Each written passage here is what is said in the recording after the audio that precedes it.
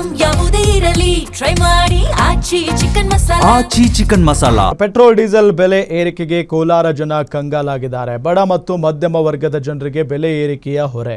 ತೈಲ ಬೆಲೆ ಏರಿಕೆಯಿಂದ ಎಲ್ಲ ವಸ್ತುಗಳ ಬೆಲೆಯಲ್ಲೂ ಹೆಚ್ಚಳ ಆಗಿದೆ. ಪೆಟ್ರೋಲ್ ಡೀಸೆಲ್ ಅಗತ್ಯ ಇರೋದ್ರಿಂದ ಖರೀದಿ ಮಾಡಲೇಬೇಕು.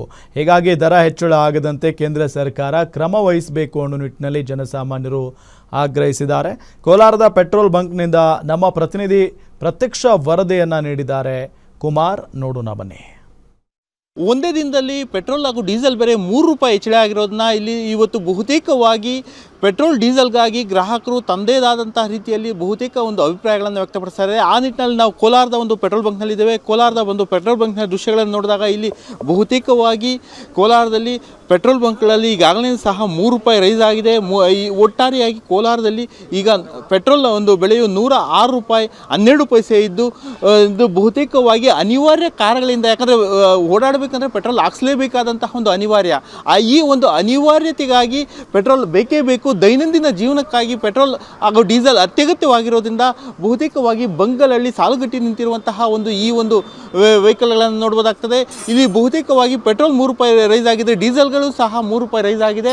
ಈ ಮುಖಾಂತರ ಗೂಡ್ಸ್ ವಾಹನಗಳು ಸಹ ಈಗಾಗಲೇ ಸಹ ಒಂದು ಪೆಟ್ರೋಲನ್ನು ಡೀಸೆಲ್ ಹಾಕ್ಸ್ತಾ ಇರುವಂತಹ ಒಂದು ದೃಶ್ಯಗಳನ್ನು ನಾವು ಇಲ್ಲಿ ನೋಡ್ಬೋದು.